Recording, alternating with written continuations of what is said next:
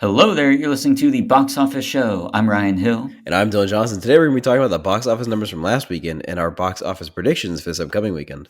We'll also be doing a franchise retrospective on the 2010s Planet of the Apes trilogy from Rise to Dawn to War.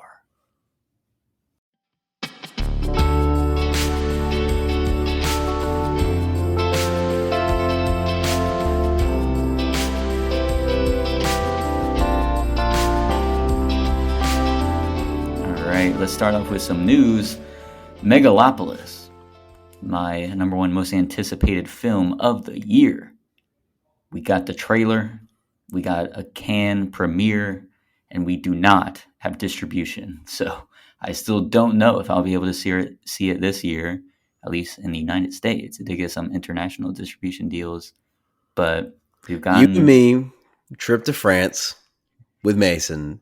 We watch Megalopolis. We go to the Eiffel Tower. We jump off of it because of how bad the movie is. It'll be a great time.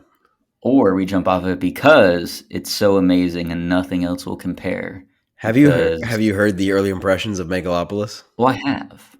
I've watched the trailer. I've seen the reactions. I've seen that it is divisive. People are calling it terrible. Other people are calling it the most ambitious, insane, absurd project ever, but that it isn't boring or bland. It's either, again, something close to a masterpiece. Some people have been calling that. Other people have been, hedging it a little bit. Dude, people booed it at the Cannes Film Festival. That's what they say. That's watched crazy. That, and I don't know what they were hearing. It can't be true. I don't think it was boos. There's no way. The internet. I watched Francis Ford Coppola. Even if it was bad, who would boo him? It's Francis Ford Coppola. It can't be. It can't be true. I saw, and people were saying too, it was like a 10-minute thing, a 10-minute standing ovation. I don't know that it was that long. Again, the video is on the internet. I watched a bit of it because I wanted to see if there were any boos. I couldn't hear any. So I'm not sure what people were hearing. Just one guy in the back. Boo! Boo! Coppola stinks! Boo! It's Roman Coppola.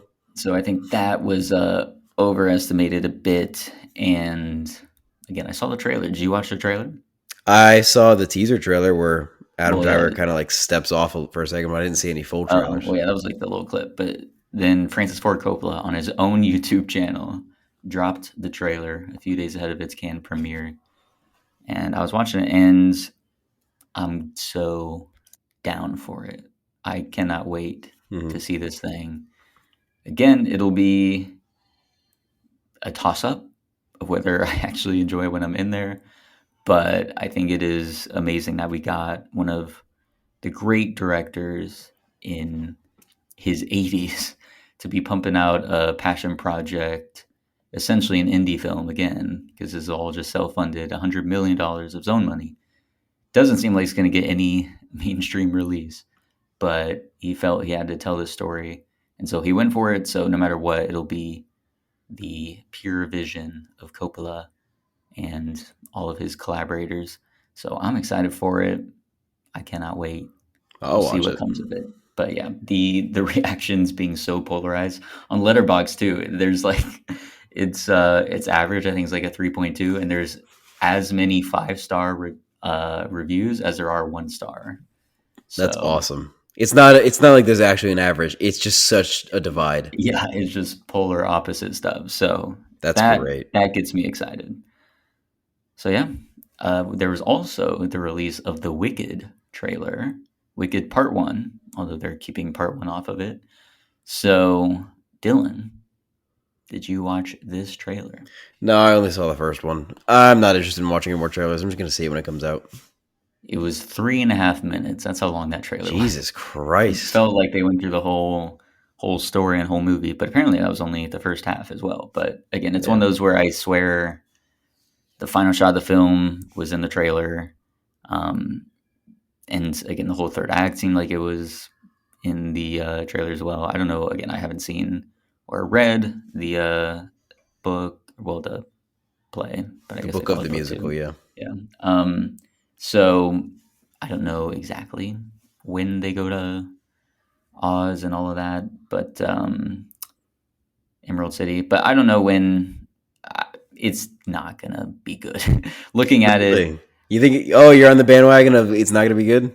yeah. I mean, because you're Woo-hoo. seeing more and more of like Ariana Grande, and again, I'm not sure what the source material is, but she's making some choices in there with her Mhm. performance and her accent and all of this. I'm like, I don't know what we're doing there. It's supposed to be The very light and bubbly. Well, I guess part of that was coming through, but it Okay. didn't. I don't know. Didn't feel, not that it's meant to be like grounded or anything, but it didn't feel believable, and it didn't make me feel like I was getting swept up in the whimsy of it. It just felt like it It feels was, drab looking at it. Like the colors are not popping. What yeah, is that about? that too. Well, and then you have a lot of the like sets and everything. I think a lot of it was green screen and or on the volume. So Ryan, we're on a that could podcast. You have, can't do air quotes.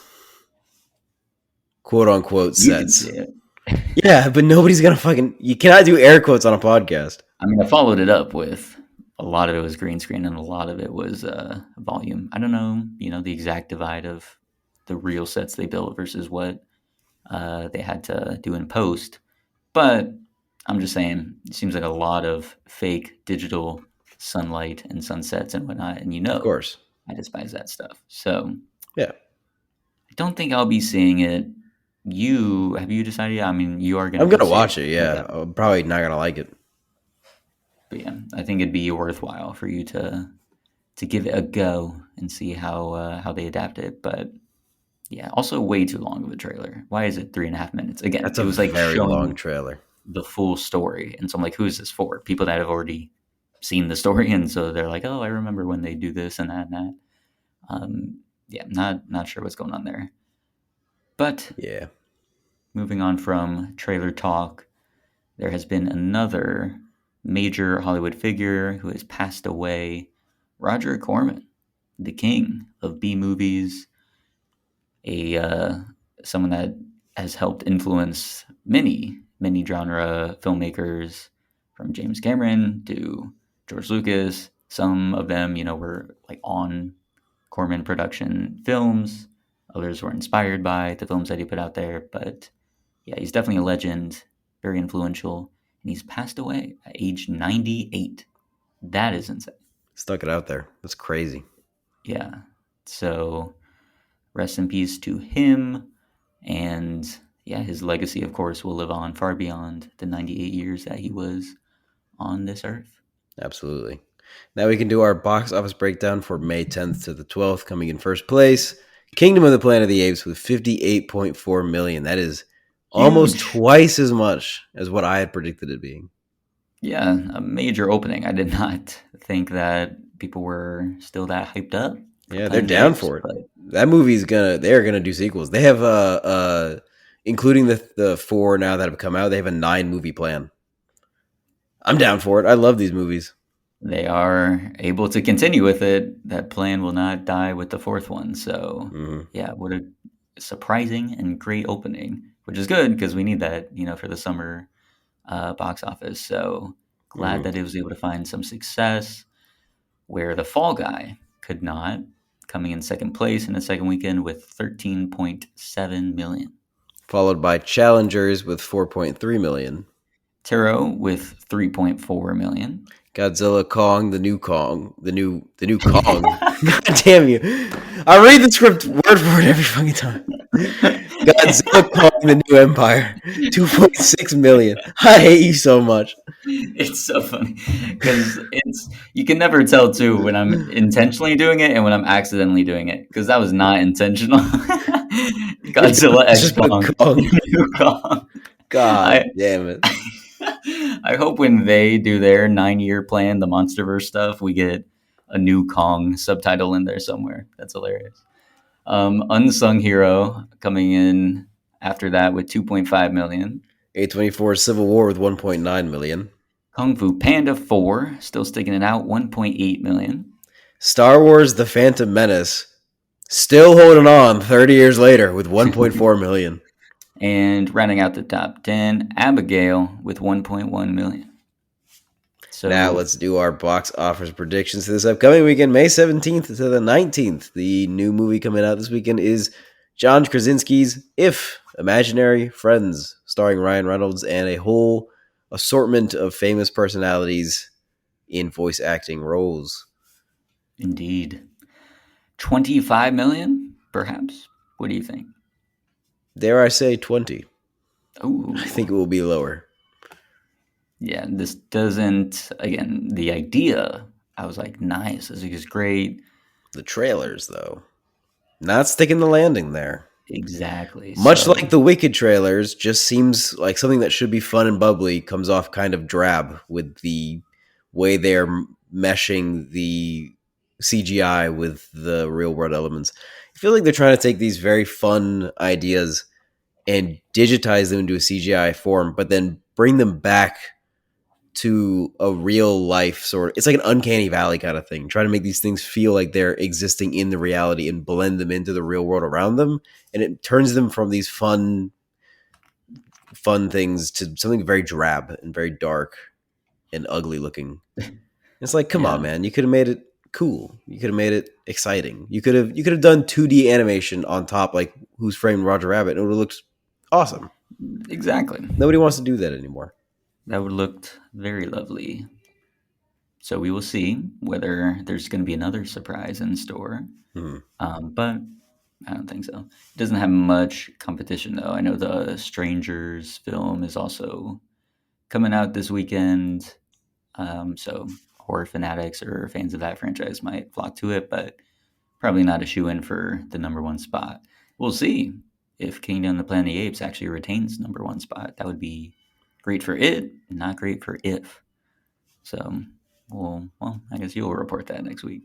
But moving on to our main topic, Rise of the Planet of the Apes from 2011, the first installment in this new trilogy, written by Rick Jaffa and Amanda Silver, the two people that are really responsible for bringing this together. So it's their trilogy. It's the Matt Reeves trilogy too, since he sort of took over. But the first film was directed by Rupert Wyatt.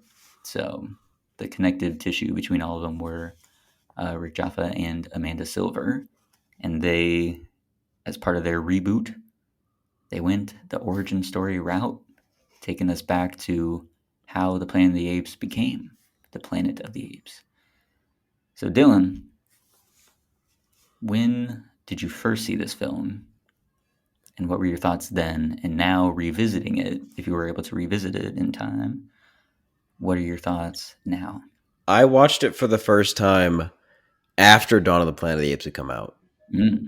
I watched Dawn when it came out because everybody said it was great. I remember Brendan saying it was really fantastic. I remember we did that movie night at his place where we watched Dawn of the Planet of the Apes. And I watched that and I was like, wow, this is really good. I'm going to go watch the first one now before the third one comes out so I understand where we started. And I watched this one and it is a tough watch having followed Dawn of the Planet of the Apes. Like Very. not to say that Rise of the Planet of the Apes is a bad movie. I think it is good and I think there is a lot to it that is interesting. I just think comparatively, when you put the two side by side, there is such a leap in quality that is insane to go from one to the next in a trilogy successively. Yeah. Like, insane leap. But focusing just on Rise of the Planet of the Apes without getting to Dawn of the Planet of the Apes yet, I do think there are a lot of positives here. I think it works on a lot of levels.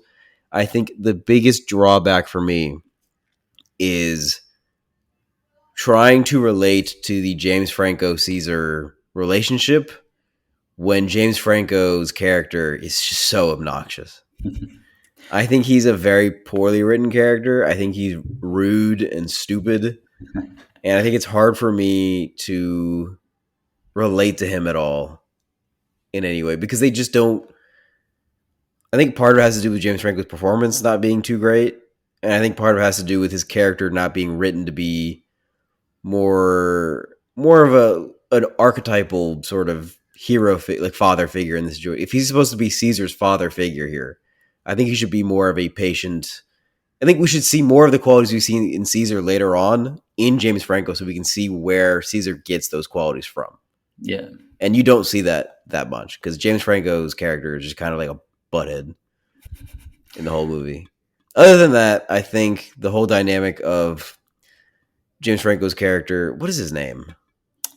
Dude, couldn't tell you. Couldn't You'll tell you see either. throughout all of the script, I wrote just the actors' names because I Yeah, forgot everyone's name only except the for Caesar monkeys. and the monkeys. All the Only monkeys I all know. the apes. We know their names. Yeah. Yeah, Uh, Anyway, I think the idea that James Franco's character is trying to save his father with this Alzheimer's drug, and at the same time is connecting with this monkey that is excelling at life because of its connection to the Alzheimer's drug, I think that is a very strong foundation for the story. I think it's a good way to start off this franchise in terms of explaining how apes became so smart and took over the planet.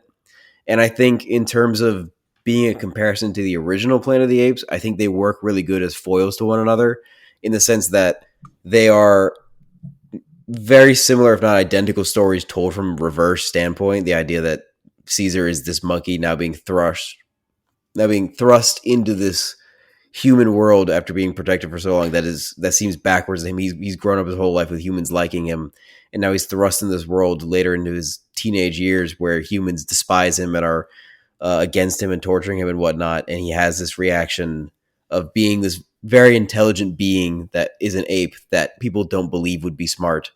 It makes you really understand the original film better because the whole idea is like we are people on this planet and the humans on this planet are all dumb and they treat them like apes.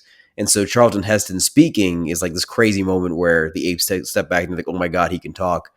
And we watch that movie as humans and we're like, yeah, of course he can talk. He's a fucking person. Like, come on. But you watch this movie and you understand that perspective that the apes had in the original of like, wow, could you imagine if an ape stood up and talked right now and said no? That would be a crazy fucking thing to see. So you for get that sure. sort of comparison between the two that works on a fundamental level. And so I enjoy Rise of the Planet of the Apes.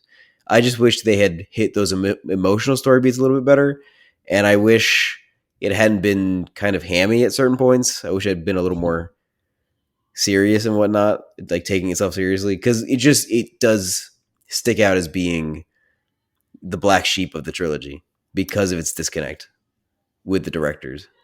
Yeah, 100%. Although I love that there is that nice distinction between this one and then Dawn of the Planet of the Apes. Again, this one being the regular human world as we know it currently, and then we see the apes on their beginning of getting intelligence, and then essentially having that little mini revolution in San Francisco, and then going off into the woods, compared to the post-apocalyptic vibes. Because I think it's 10 years later, right, Dawn of the Planet of the Apes. Mhm. So I do like that we get a different feeling to them.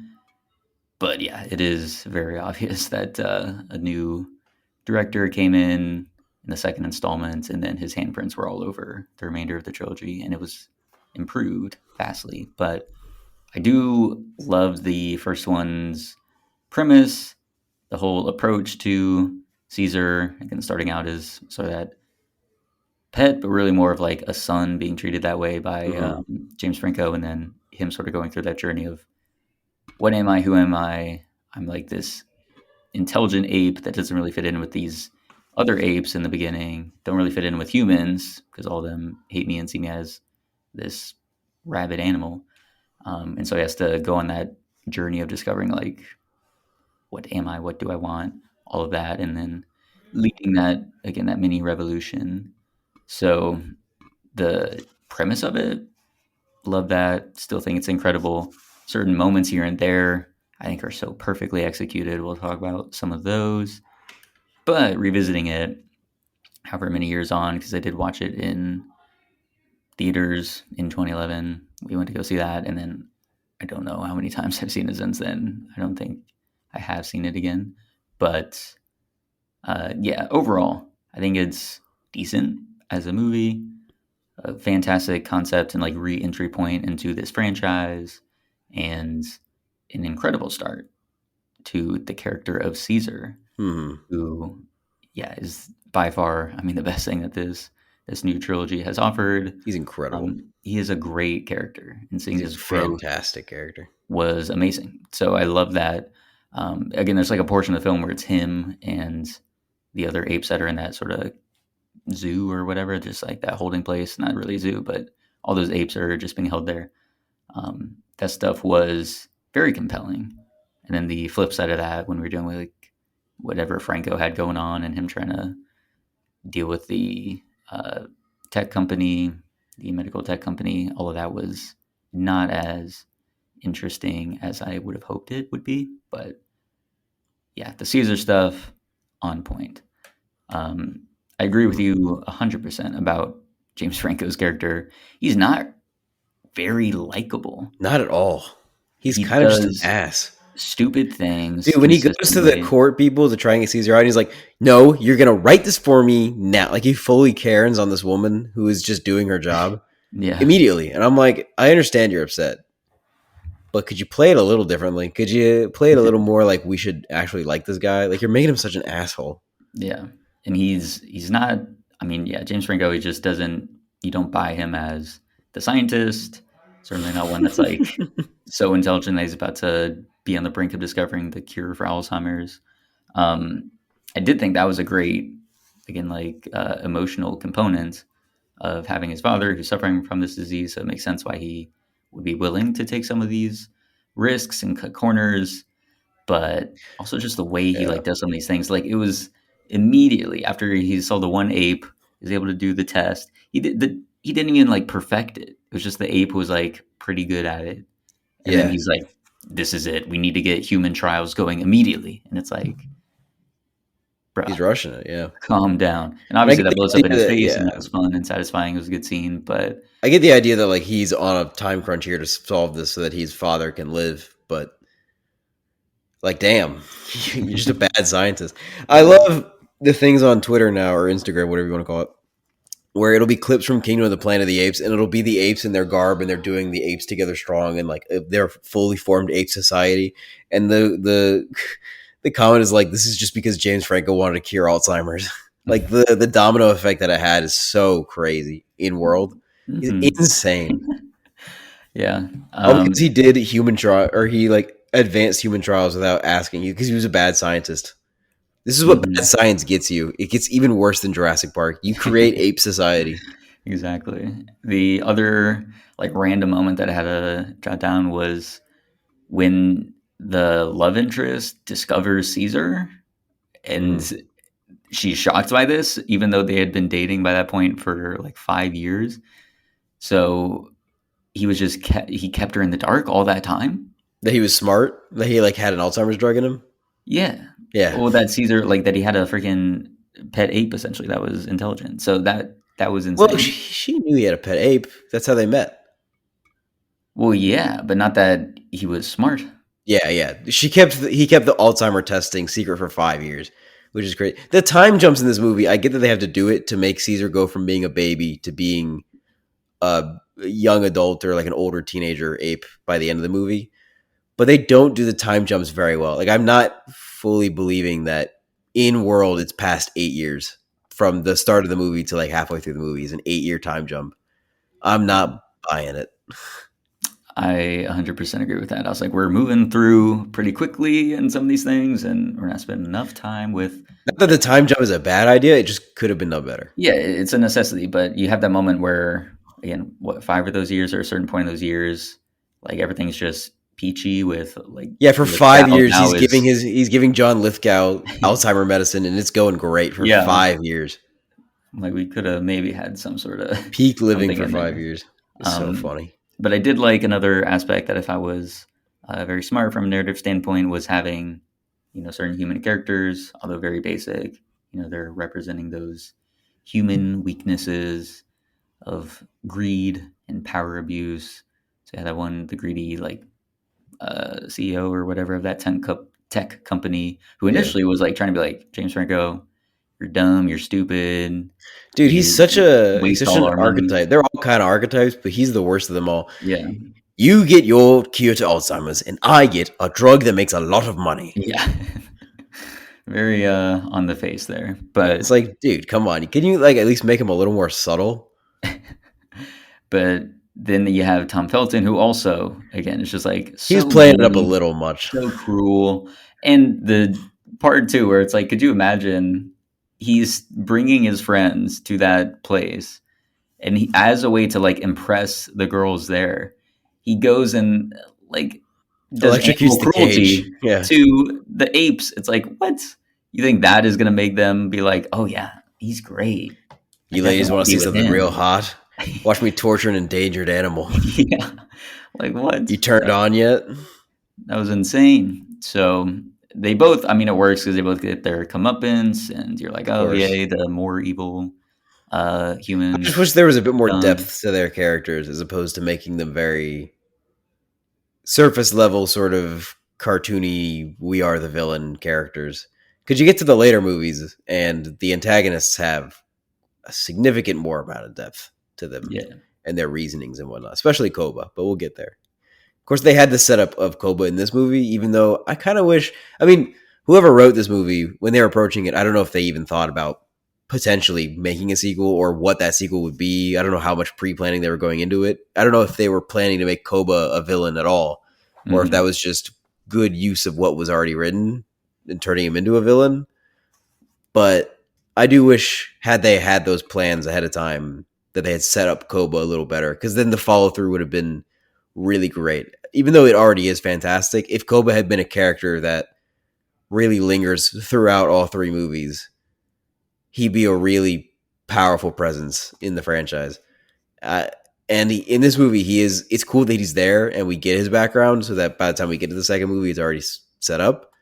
I just wish he had been, because in this movie, Rocket is a pretty big presence, especially in like the beginning scenes when Caesar is interacting with him and trying to show him that he's in charge because of his intelligence and get him to respect him and whatnot. And then Rocket continues to be a character of importance throughout the rest of the franchise, Right. particularly that third film. I wish they had done something similar with Kobo, where we got more of who Kobo was beyond just being another one of the apes that directly gets the Alzheimer drug and Mhm. gets tested upon, and then gets his comeuppance by killing, or gets his revenge by killing David Oyelowo by kicking him off the bridge while he's in the Mhm. helicopter. I don't disagree. It would have been nice to see more like Caesar and Koba specifically. Yeah, Their interactions would that have would have been really helped cool. But lay the also, like, foundation. who knows how much they had gone into planning Dawn of the Planet of the Apes if they had begun planning it at all. I think it's different writers completely anyway. Yeah. Well, Jaffa and Silver, I think, were part of the whole thing because I think they're producing this new one. Again, they're the ones that were like, "Oh, the 9 year or the 9 movie Mm. franchise." So they still had their fingerprints all over it. I don't know how much Matt Reeves came in and like changed that story, and maybe he came in and made I'm sure he Koba had a a much hand. more pronounced figure. Oh, for sure. I just don't know how how significant he made those story changes to be. But two amazing scenes that I wanted to shout out when Caesar attacks that neighbor, who again talk about archetypes, like just being very hammy and over the top with it, but it's serviceable because you see him being mean to Lithgow, who's like having one of his episodes, getting Mm. into the Mustang that it belongs to the neighbors and then is crashing it. Um, and then Caesar comes out and protects Lithgow by attacking the neighbor, biting his finger off. And then That you see goes all the hard. neighborhood comes out and is watching, which again, like imagine seeing that a freaking ape in your neighborhood biting somebody's finger off. It's terrifying. Um, so Caesar, of course, we understand his vantage point, but he doesn't understand the vantage point of all those other humans. They only now see him as, again, this rabid wild animal, and then he has to get put away. So that was a very effective scene. Dude, Rick Jaffa and Amanda Silver are married. Talk about a power couple. They are. I mean, they're also they did writing for Avatar, Yeah, they wrote Avatar: The Way of 2 Water. and 3, and I'm sure they're like story credited on 4 and 5 whenever those come out. But yeah, They're crushing it. they sure are. I'm sure they're getting some massive Power couple paydays. for But sure. good for them with getting work on both these franchises and helping to steer them in great directions. Yeah. And of course, when Caesar speaks, I was waiting for that the whole film. I was like, this Oh yeah. moment goes so hard. It does. Never forgot it. I forgot about the take your paws off me being like the line that leads into it, but I kind of like that as, again, taking that very classic element and then you add on to it with this new iconic moment of Caesar saying no for the first time. So good. there was a there was a really funny after I watched all three of these movies with Carlos, and there was a really funny moment after we watched Rise of the Planet of the Apes where we were running bits about it, where Carlos said, because I was telling him we were going to do an episode on it. Carlos Mhm. said, "What if instead of Caesar, it was Ryan Hill?" And He did a Ryan Hill impression, saying no like an ape, like Ryan Hill. It was really good. He went, no. It was Okay, good. You missed out. I'm sure I did. Any other things you want to highlight or shout out for Rise of the Planet of the Apes? No, no, I thought it was just a good movie. And it definitely is a very good setup for what became great movies. There we go. How many Lucas Towers out of 5? I'm going to give it 3.5. I will give it 3. Do you think you could complete the Lucas Tower in 15 moves? Um,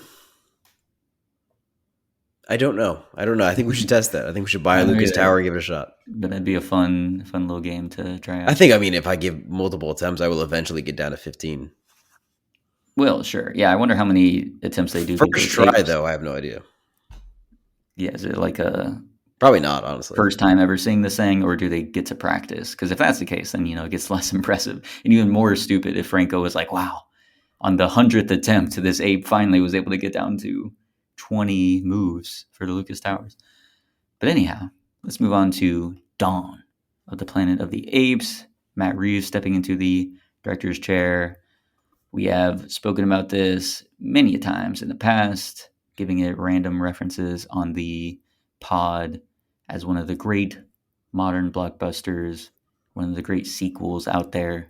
So finally, we can discuss in depth Dawn of the Planet of the Apes. Dylan, when did you first see this film, and how many times have you seen it since then? I couldn't tell you when I first saw it, but I have seen it so many times. There was a good bit of time, though, where I didn't watch it, and I forgot about how good it was. And I just always in my mind was like, yeah, Dawn of the Planet of the Apes is really good. I saw it, a while ago, but it's a really good movie.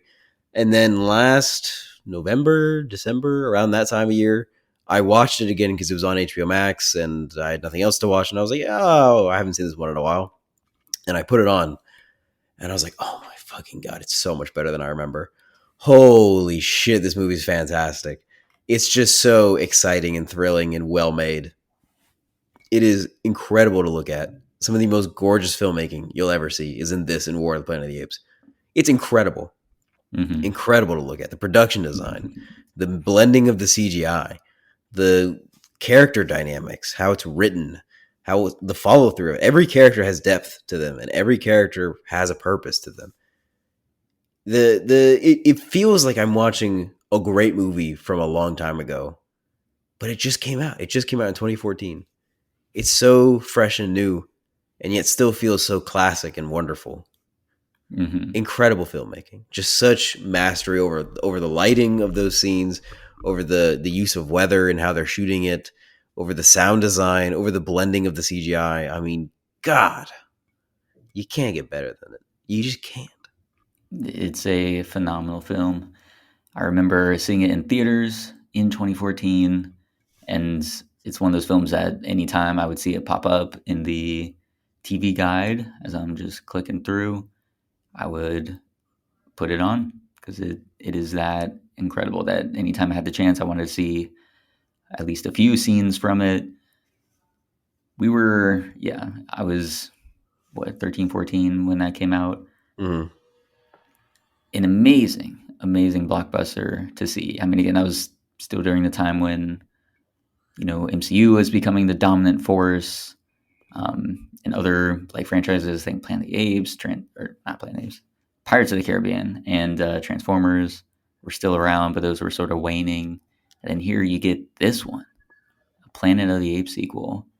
What was this? The 6th overall or 7th overall, if you count the Burton one, um, in the whole franchise, and yet it's so fresh, Mm-hmm. feels so classic at the same time, like the Shakespearean vibes throughout this whole thing. I was in love with. As you said, the filmmaking caliber was phenomenal. I mean, they definitely got a bigger budget for this one, which helps the CGI become much better. But again, when you have someone like Matt Reeves anywhere near the camera, I mean, you're going to get some sensational images, and Mm-hmm. that's what we got here. And the depth of the characters too has to be the thing that sets it apart from Rise and from, again, just any of the blockbusters that were coming out around the time, because every single character, as you said, had depth. There was meaning to it, and the central sort of conflict that they have going on between these two groups, the humans, the apes, pitted against each other, The but politics of it, of also, trying to keep peace when there are so many aspects that are telling them to fight, is mhm, so fascinating. Watching Jason Clark and Caesar struggling to maintain peace from both of their sides of this war that's boiling and ready to break out, and having people like Gary Oldman and Koba trying to like set off a spark that will ignite a full war between them because they're so scared of not surviving. mhm. It's just so Well, fascinating. that too, yeah, and the differences in each of the characters and their motivations there, because I mean, Gary Oldman's reasoning is different from Koba, but they both sort of are driven by fear and a quest for revenge, all of that stuff.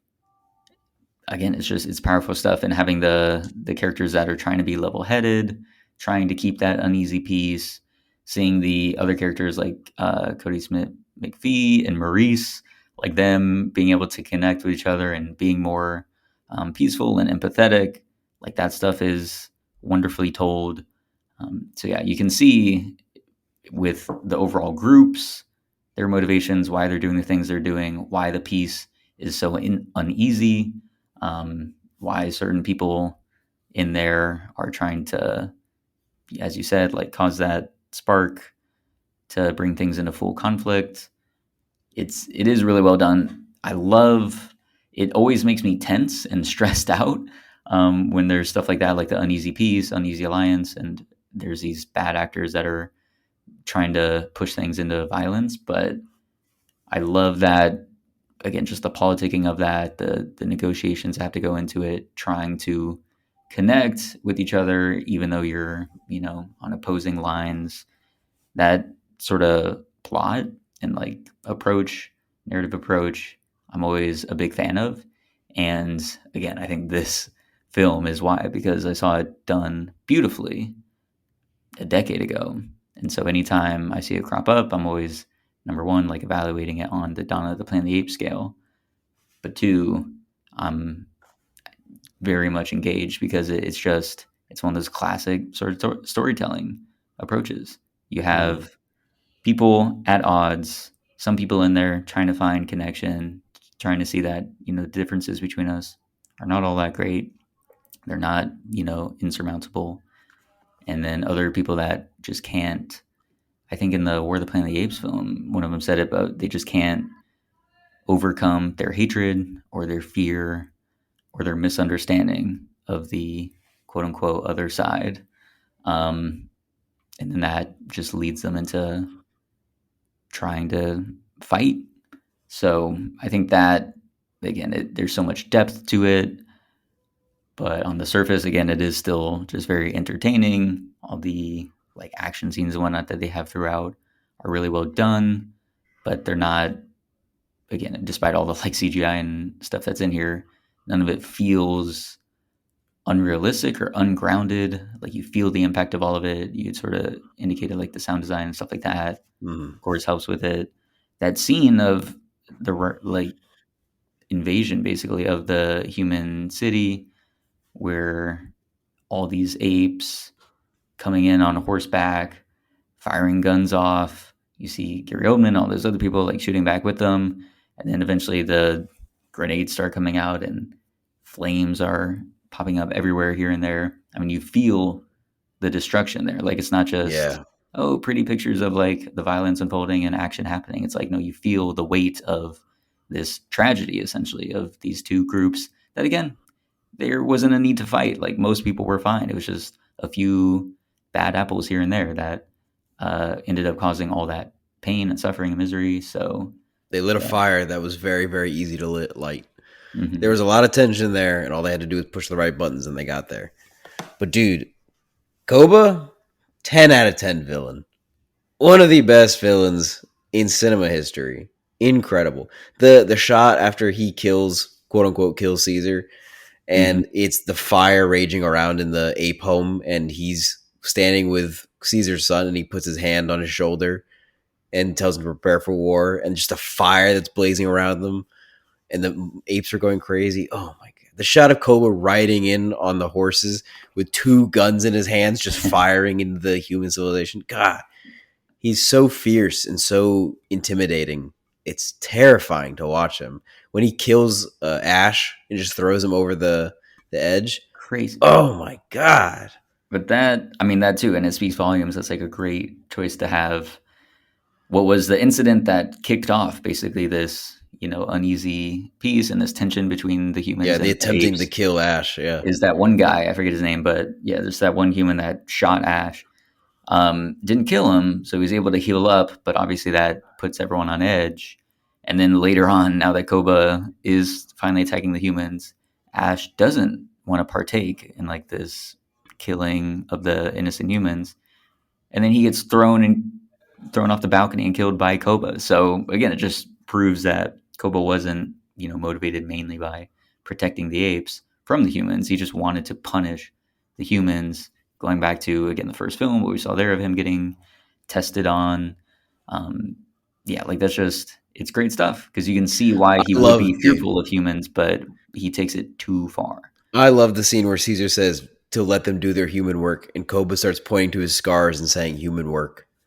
Oh, it goes so hard. His whole character 100%. arc with such little dialogue goes so hard.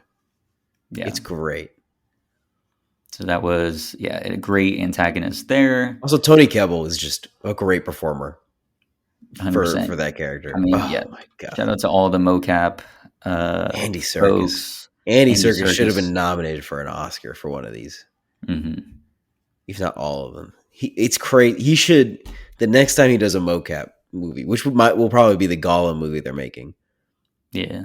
he should get nominated. I mean, the work he's doing in taking this very niche art and making it so popular and making it work so well and blend so well. And the fact that you can read the performances so clearly on what is a CGI character because of the motion capture, he should be awarded for that. Like a technical award at least, if not an actual acting award. Hmm. I agree. I mean, yeah, the man is doing phenomenal work. And he's a big part of why Caesar works so well and we Oh my connect God, with yeah. him. So yeah, the writing's on point, but yeah, that performance that he does to bring him to life, sensational. And the again, I was going back to like the like Shakespearean aspects. Caesar's son. This was an element that I forgot a lot about, but I mean, he's a huge component. We start off, with him as they're doing like the hunting thing, and then he gets Mhm. attacked by the bear. So he's got those scars, and we see him slowly shift over more towards Koba's side of mistrusting the humans, not really understanding why Caesar is seeming to be so uh, like hands off with them or conciliatory towards them. Then, of course, Caesar gets killed. He assumes by humans, and so he wants to join with Koba, obviously to get revenge. But then it plays out, him seeing apes in cages, not put there by humans, but put there by Koba, seeing all the destruction, all of the devastation being brought by Koba to that human colony. So he's having those doubts. And then when Jason Clark comes in and is like, hey, Caesar's alive, and they has to go back to the house. That's another great connection to the first film of us revisiting uh, the James Franco Lithgow house and visiting the attic, Caesar's attic, and he was able to see the Mhm. home videos. That was great stuff. Um, but yeah, just that connection between father and son, between this leader and someone that, again, we assume, I don't really know if apes have it as like a hereditary thing where they pass on to their son the leadership of the clan. But that connection, I think, again, was just another great way to showcase these different viewpoints, these different perspectives and shifting alliances. And we ultimately see he goes back onto Caesar's side as they go and confront Koba and the rest of the apes that are on his side. So that was an element I'd forgotten completely about. The Maurice stuff, which I've never forgotten. Maurice, always a great man, but again, just those little moments here and there that the writers and Matt Reeves allow us to sit with in the midst of all the action, all the tension, those quieter moments of them connecting, finding again that human level between Ape and and human. Finding that genuine connection is so meaningful. Like that's what helps makes this stand out as a blockbuster. Um, so yeah, phenomenal stuff all around. Do you have any other thoughts, question, or things you wanted to highlight? I just I think it's phenomenal. I think it's fantastic. I think it's gorgeous to look at. I think it's thrilling. It's one of the most exciting movies to come out in the last 30 years. One of the most edge of your seat movies. The whole assault on the human stronghold is so exhilarating and thrilling. It's some of the best action warfare you'll ever see. Same with the opening for War of the Planet of the Apes, which we'll get there. But I mean, the filmmaking is just so top tier. And the idea that this is coming from a Planet of the Apes film is bewildering to me. You can make a solid franchise film. It's about good filmmaking and good storytelling, like hammering down on what you want to say with the themes that you're presented with in this franchise and the characters that you have set up, and taking that and telling something that matters to you, and then pairing that with a masterclass of technical skill will make something that is transcending the fact that this is a franchise film of a franchise that has been around since 1968. Mm-hmm. That some people call the first franchise. Some people consider Planet of the Apes the first franchise to exist in filmmaking. Mm-hmm. And so the idea that you can do that should be a beacon, a lighthouse to all people who are being involved in franchises everywhere, that you can do this.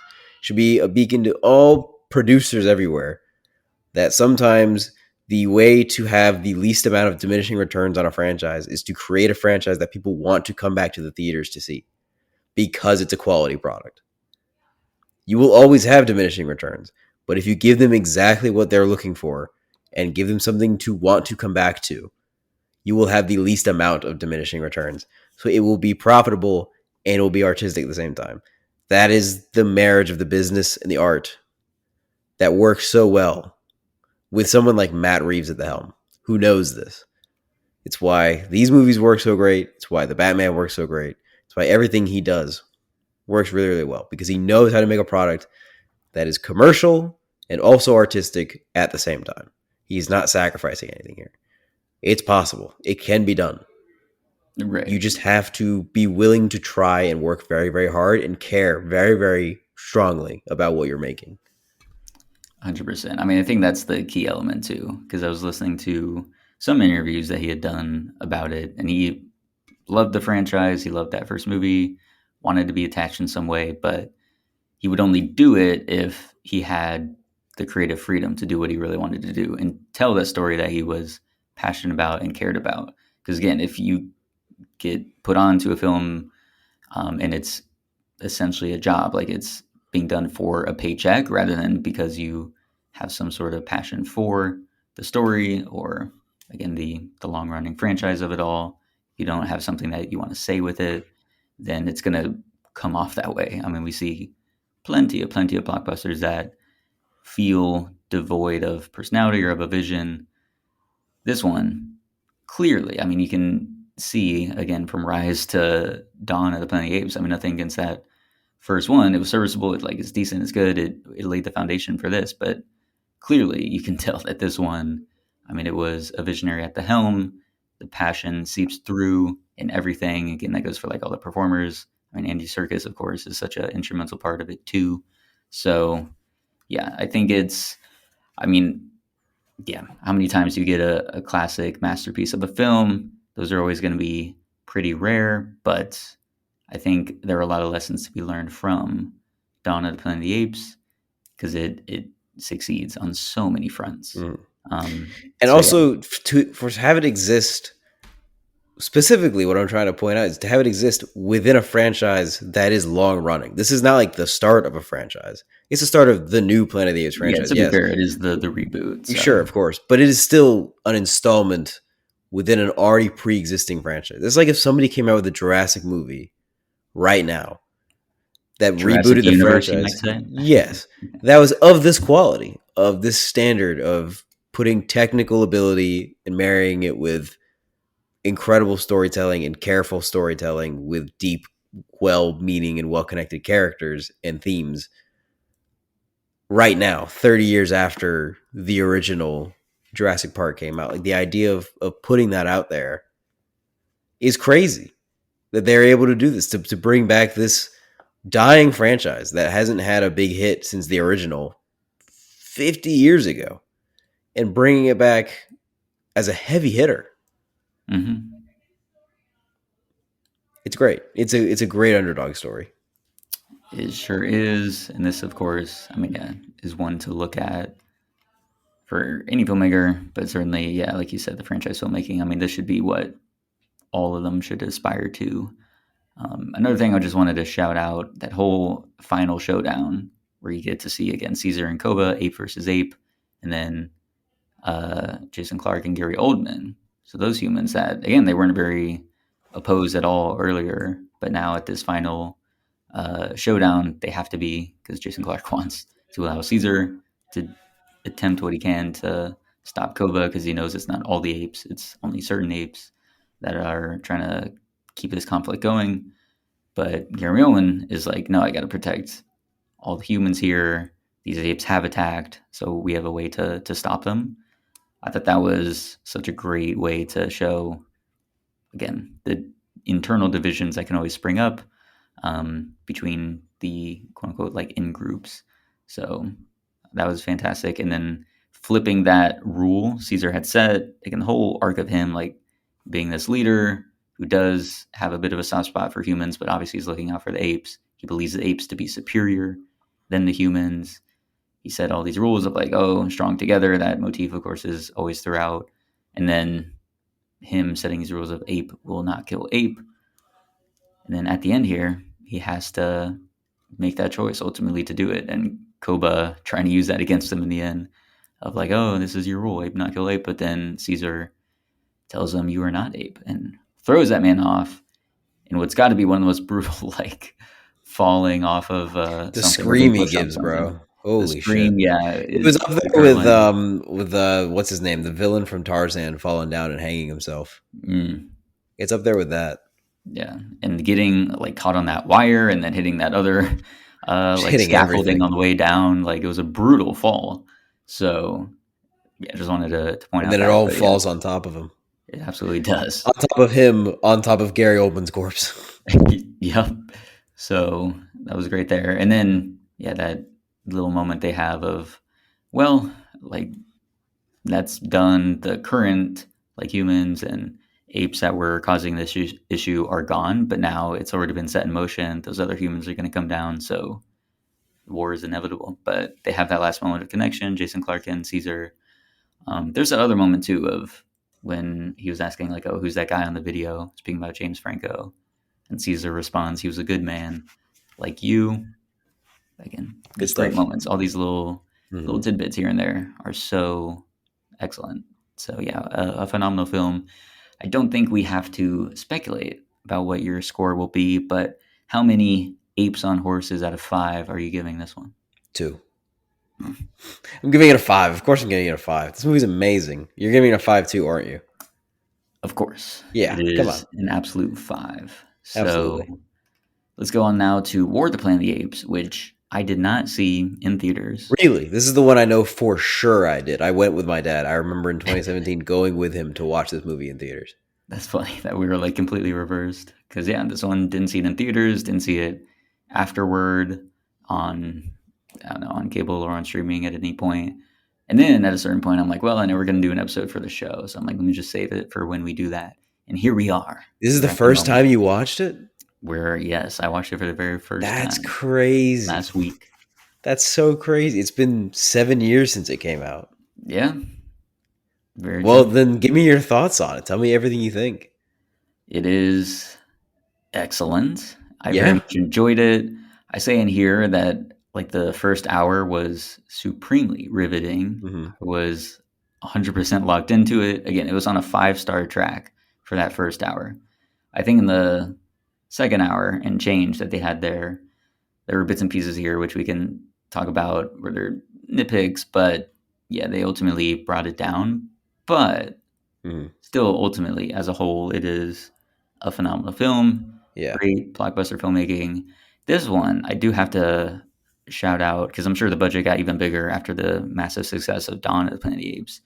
And so, what they do here with the CGI has to be some of the best CGI It's up that's there with ever the been done. Like, creator. it's got to be top five CGI because when that shot of Maurice like talking to the girl that's like in the bed and she can't speak, and then I guess Maurice isn't like talking to her, but making those like little sounds or whatnot, and it's just this close up on Maurice's face. Mhm.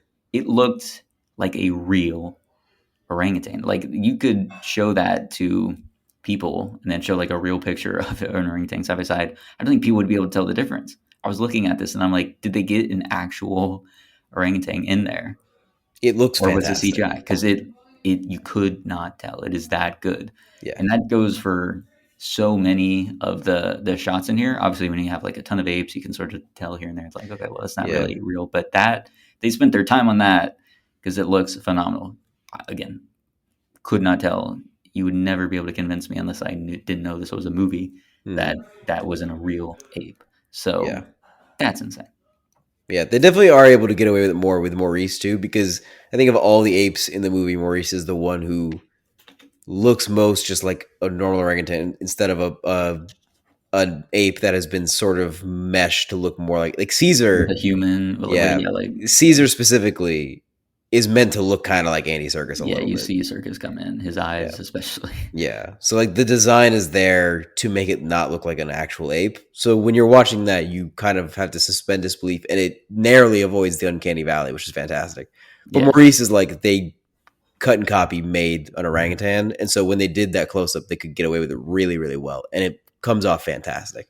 But Mhm. dude, this whole movie, I think the biggest disappointment for me is for a movie called War for the Planet of the Apes, there aren't that many actual battle sequences. Because when you watch that Mhm. first thing in the beginning, that is some of the best filmed warfare I've ever seen. It's up there with like Saving Private Ryan or Come and See, things like that. And it's Planet of the Apes. It's people shooting at apes, man versus monkey. And Yeah. it's incredible. It's so captivating. On top of that, I wish we had seen more warfare where the humans are using those donkeys to their advantage, the apes that are on their side. Right. Because I For think that sure. was a very captivating. I think Great concept. Yeah. the idea is really strong that like some of Koba's followers detached themselves and were so against Caesar that they joined with humans who they were fighting in the first place. They despise Caesar so much that they despise that it's like the enemy of my enemy is my friend. And Mhm. so they are now on the side of the humans. And so now these humans are willing to use the apes to their advantage to fight Caesar. I think that's a really good concept. And I also think especially in that opening sequence, the use of the apes as scouts and as pack animals, it's captivating. It's interesting.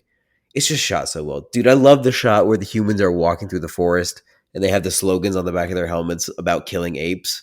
Mhm. There's just so much character imbued in the whole film, even more so than Dawn of the Planet of the Apes, that are like subtle little nods to things that you can only really tell by paying attention. It's like little things that the costume team is doing, the production team is doing, just to add little elements in the background to make it a fully realized world. And I think it's the little details like that that make it so special. But oh man, I just wish there had been more warfare.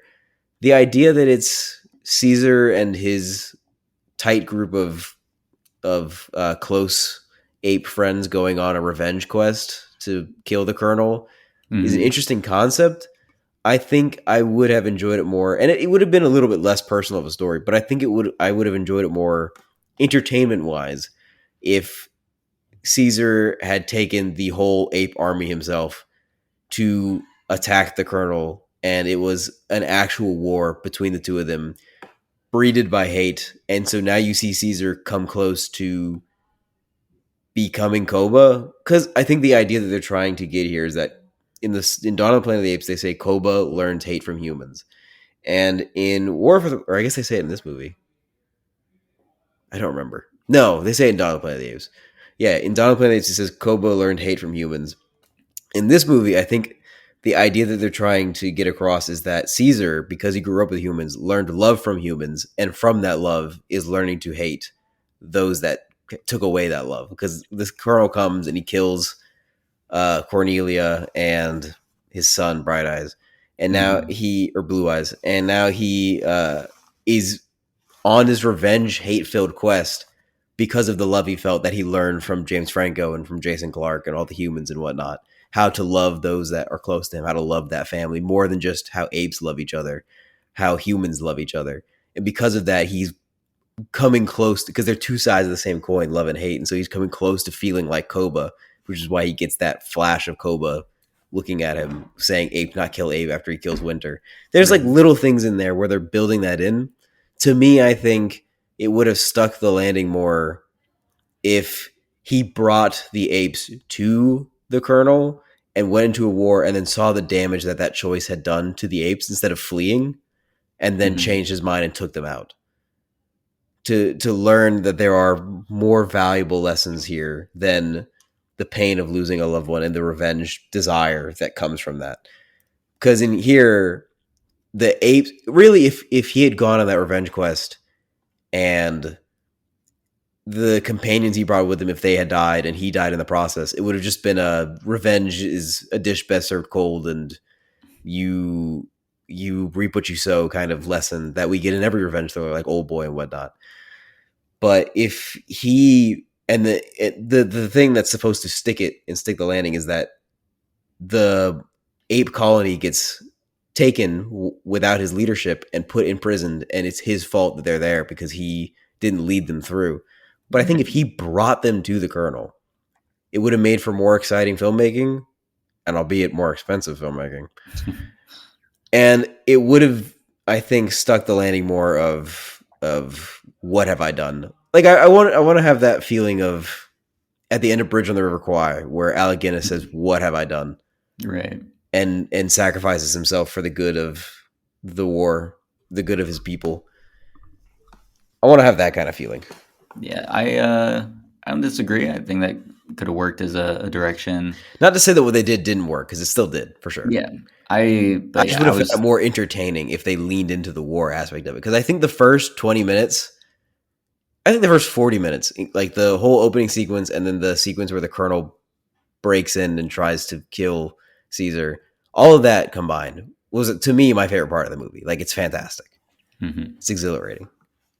Yeah, I love that part too. And then I would go as far as when Caesar gets captured. I Mm-hmm. think again that like first hour of it where we get to see him and that little group because again he was just going to go off on his own and then Maurice and his like main group comes up and are like no we're The going with homies. you, the homies for sure. And so I thought their little ragtag group going off in this again this like post-apocalyptic wasteland, and they encounter the one mute girl. They encounter this like mystery element of why are all these humans suddenly now not able to speak, and then Mm-hmm. certain soldiers are getting like killed and left behind. That was a really fascinating element. Yeah, yeah. I thought I agree. the bad ape, like we see this thief and then you don't know who it is at first and then they track him Dude, down I and then it love comes out Bad Ape, it's a ape that can speak and but it's from a different he's like area. So the you learn that apes are kind of gaining intelligence from this virus all around the world. yeah everywhere, so which helps add even more intrigue to that element of oh has this the simian flu, has it mutated elsewhere. So I thought that was great, and again him just being like this comedic uh, element in the film, but also that moment where Caesar and him are speaking and they're talking about he's talking about his son that got killed obviously and that's why he's chasing the humans, and bad ape we learn he also had a child that had been taken or he doesn't know where he is, that sort of thing. Mm. I thought that was again the filmmaking on that too, like the close-ups that they had on those very real looking CGI apes was astounding, Oh and yeah, I again the love the emotional conversation component. between Bad Ape and Caesar in that little night show. Like, great performance from Andy Serkis and from Steve Zahn. Right. Fantastic. So yeah, all of that it was working for me 100%. The first moment where I was like, oh, maybe we're not hitting all the right notes was the death of the gorilla. Which, by the way, I think every gorilla gets killed in this movie. The gorillas do not have a good track record in Yeah. this trilogy No, the gorillas die constantly in these all the movies. time. All So 3 of them in this movie die. literally. So when he like puts the one flower on, and I'm like, oh, that's nice.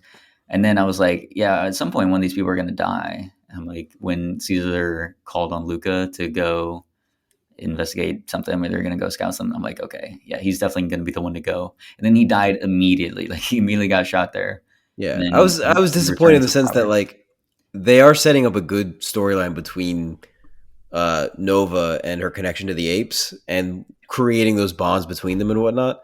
It was just too quick of a transition to go from Luca giving her the flower It and then the happened very very next fast. scene him dying and her crying and giving the flower back. Yeah, I was like, this is, if you had just put in like 2 or 3 scenes in between, maybe you could get away with it a yeah. lot easier. But there was just no emotional connection for me there. I was like, I don't believe that she cares that much because I haven't seen enough of her caring. Exactly. So that was the one moment where I'm like, okay, yeah, we definitely needed more time to flesh that out. And then when they get into ape captivity, talking about Bridge on the River Kwai, when we get that moment, I thought it was another fascinating like route for them to take. Ultimately, I don't know if a lot of the like decisions that were happening in there that I was in love with. And I think when Caesar, all the apes now sort of turning their back on him, they don't believe in him anymore. That was a compelling element. And then that also sort of immediately got turned around when, in the very next scene, when they're all doing the work, he stands up for the one ape that was getting lashings, and then everyone starts, cheering or whatever. Like they're clearly about to do some resistance. I thought that just happened a little Mm-hmm. too quickly, Yeah. but yeah, again, those are like minor nitpicks here and there. Um, the direction they went, again, I thought it was, yeah, when you hear War for the Planet of the Apes, you don't think half of it will be spent in a prison camp essentially, but I think it worked for the story he was trying to Mm-hmm. tell. I just would have liked here and there, like the tunneling as well that they were trying to do, the girl coming in and feeding the apes, like there being none of the soldiers on guard for, looking at the apes. Um, I just thought, yeah, I don't know, some of those moments didn't quite click. But on the whole, it was still fantastic. Mm-hmm. Still carried a lot of those meaningful themes. Again, this one obviously bent more towards like revenge, and then also like with the donkey. I forget what his name was, but the one that was on their side for the longest time. And then you see, even though in that first assault, he doesn't feel quite right about seeing this massacre of the apes. And then of course he eventually decides to support Caesar and the other apes against the humans that, even while they're getting destroyed, like getting completely wrecked by the other humans that are coming down, they're still choosing to attack those apes. Which again is just a pure spite move. Like there was no tactical advantage to do that. They're just shooting these random defenseless apes that are trying to run away. So we see Donkey like make that decision to, again, sort of mirroring what Blue Eyes, right, Caesar's son did before. Of Yeah. like you get that instinctual gut feeling that, yeah, no matter what side you're quote unquote supposed to be on, you can have a moral compass and realize what is right and what isn't.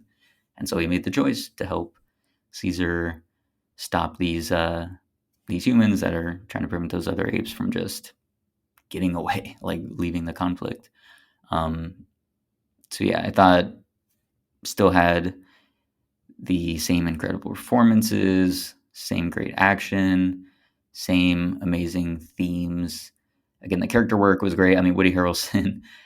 We talked about this in the Kong Skull Island thing. I'll never be opposed to movies that are ripping off Apocalypse Now. So I enjoyed the direction they went there. Yeah. I Um, don't know if I was 100% on Woody Harrelson's performance though. I, that's what I'm saying. I think He's his good, monologue but was already a little cartoonish in writing. Like I thought it was a little uh what is it? What's the word I'm looking for? Narrative heavy yeah, and a little uh there's a long too scene where he long. spelled out Pretty much pretty much everything. everything. Yeah. Yeah. And on top of that, I don't know if I was taken like blown away by Woody Harrelson's performance. Mhm. because he is really just going for a Brando thing here, Yeah, very much which so. I think is fine. I just wish they had leaned into it even more. I wish they Yeah, had really gone for it. agreed. I would have preferred more of that. And again, you see him; he comes off as so like cruel in the beginning, but then there are quite a few times where I'm like, if he were really like this harsh, like Caesar would have been dead. He would have put a bullet in him right there. Or when he sees that doll, like, come on, you Hmm. probably wouldn't have sent Caesar to go join the rest of the people if you see something like that. You would have been thinking, okay, some hijinks happened here. But I do think it was clever that him like touching that doll is what ultimately gave him that mutated like simian flu thing, which took away his voice. And of course, Caesar being like, okay, I don't need to take further revenge. Like this is essentially he was brought down by uh, his own weaknesses. So Hmm. yeah, I thought all that was compelling. But yeah, for knowing Woody Harrelson was in this film, and then again that setup very early on when the colonel comes in and kills like the wife, kills one of the sons. You assume maybe in the beginning that he killed the Dude, it's a baby great match cut when Caesar's looking at the corpses and the colonel turns around and he goes to raise his gun and it match cuts in closer. It's a great match cut. for sure, 100%. So yeah, that setup too. I went on more from him as a villain, but overall, I thought yeah, it still did his job well It's enough. just hard when you have Koba in the second movie just standing out so strongly. I mean, And yeah, and like the impression that he gives lasting well into this movie. I mean, yeah, they bring him back multiple times for like those nightmare sequences. So Mhm. yeah, 100% works. Any other last minute thoughts on War for the Planet of the Apes? I have a bold take. What's up? I don't think Caesar should have made it to the promised land before he died. I think he should have died at the compound after the attack. Mm. A, because that journey has to be several days. How the fuck did he go that far with an arrow Yeah, with injury that, yeah, with no bandaging whatsoever and nobody noticing? Not quite believable. B, I think the idea that Caesar kind of let go of who he really was for a brief moment during this movie and was taken away by his hatred because of how similar he was to the humans. Because I think the lesson that when you become wise enough, you are also at risk of becoming, uh, you are at risk of sort of appealing to those human sins of hatred and greed and whatnot and revenge. right. The fact that he's become so smart and he is the smartest ape and he himself is susceptible to that, I don't think he earned the right to quite see the promised land and be a part of it. Though I Hmm. think he should have told them where to go and given them that direction to get there. And then he could have died in the mountains, and then the apes could have made it there on their own with Maurice leading them to that promised land in the name of Caesar, as Right. opposed to Caesar getting there and experiencing it and saying, "This is what I've been fighting for," and then passing away. I think he lets himself go a little too much in the movie to be given the privilege of seeing the promised land, which is a hard thing to say because Caesar's a great character, and I want him to get there to where he can experience a true ape society. But I Hmm. think because he's so wise and because he became so susceptible to human sins and whatnot, I don't know if he. I don't know if it should be in Caesar's name, or at least I don't think Caesar should be a part of it. I think it should be in the memory of what Caesar should have been, as opposed to what Caesar really was, Right. which means Caesar should not have been there.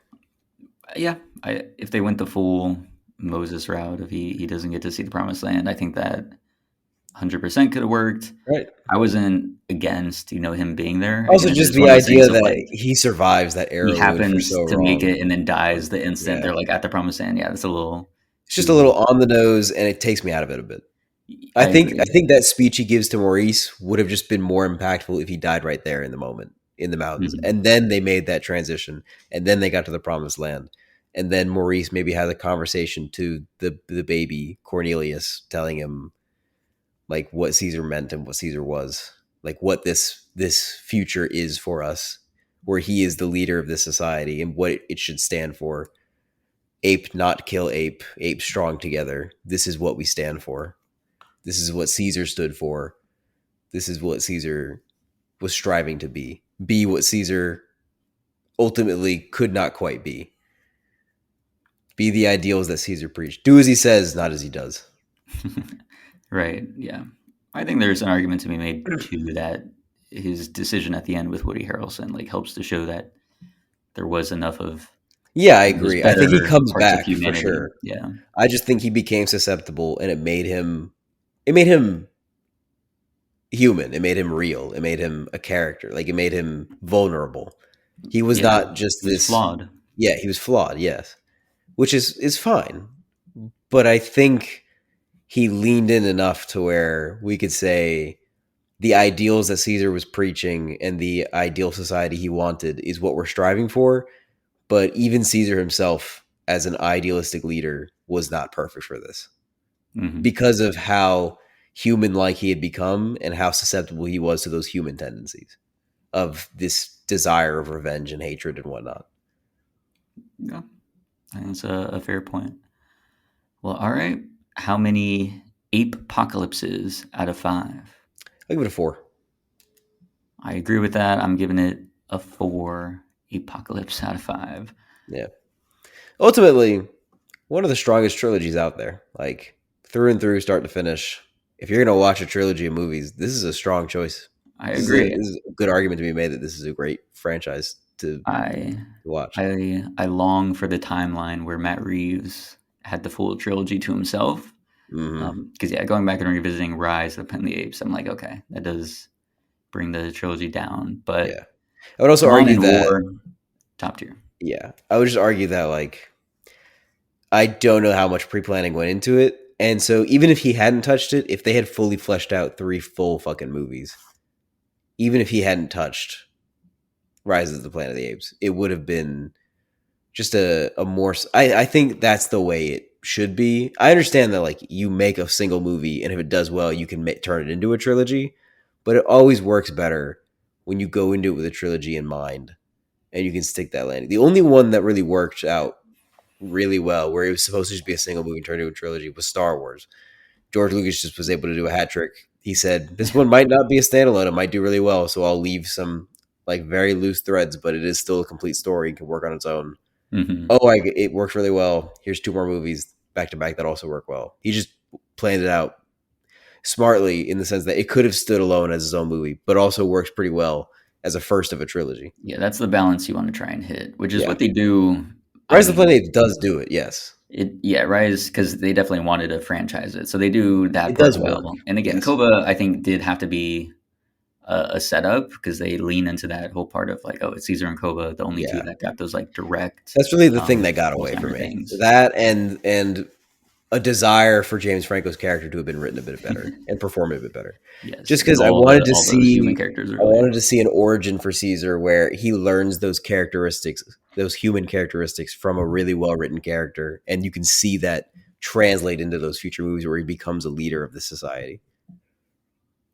Agreed. And he gets the same flaws as James Franco, cares too much. He just Hmm. cares too darn much. Yeah, but still, as is a wonderful trilogy Absolutely. with some again actually exemplary blockbuster filmmaking in there. So Yeah. yeah, it was great to revisit and then see for the first time. War for the Planet of the Apes. I'm glad I finally was able to complete Finally. that trilogy. Yeah.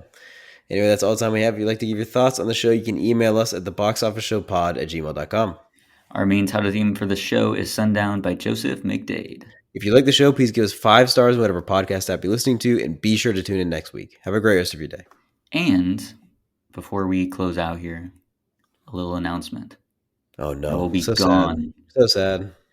because Dylan will kill me tomorrow. No, Yep. I am going to be gone for the next couple months as I shoot my own movie. So Dylan will be holding it down. We pre-recorded a couple episodes, but mostly it'll be Dylan in the summer movie season and whatever he has cooked up because I really don't know how he's gonna approach it. But the reins are entirely in his hands, so he'll be able to go buck wild, let loose, do whatever he wants, talk about any movie shows he wants. So yeah, it'll be a great summer for the show, Yeah. and I will see y'all sometime late July. Get ready for 6 or 7 of the best episodes of this show you'll ever hear. I'm about to take this shit off the rails. We're going to go crazy. But we're talking 4, 5-hour episodes. We're talking 10, 11 guests an episode where you can't understand anything that's going on. We're talking, I'm going to translate all of my dialogue into French. And so you're just going to have to listen to this podcast in French. I'm going to go crazy with it. But Ryan, you will be missed. And I'm sure by the end of my tenure, they will be yearning for you to come back to balance me out. I'm excited to see what you do during your tenure for sure. I will binge them all again sometime late July when I'm able to. But yeah, I hope you have a blast doing it.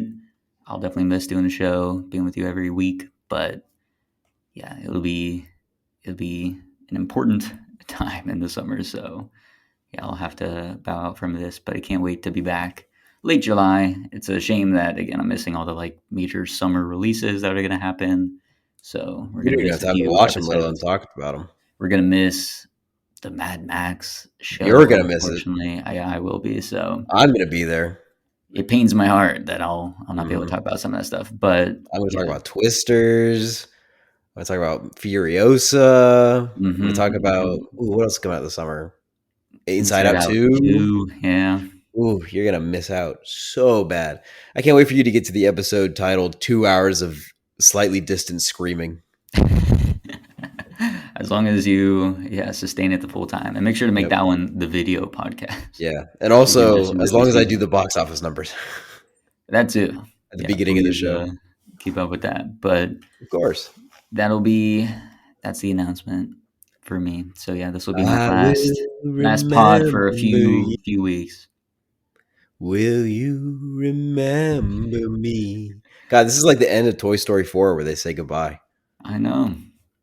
What if Until you never come Toy back? Story 5 Until happens. Toy Story Well, 5 and they come if back together. we learn anything from Toy Story, there's always another one. No matter how There's good always the another ending one. is, no matter how great you have a send off for I'm everyone, telling you, man, Toy there's Story 5 more. is going to come around and it's going to be fantastic and it's going to have another great ending that makes you cry.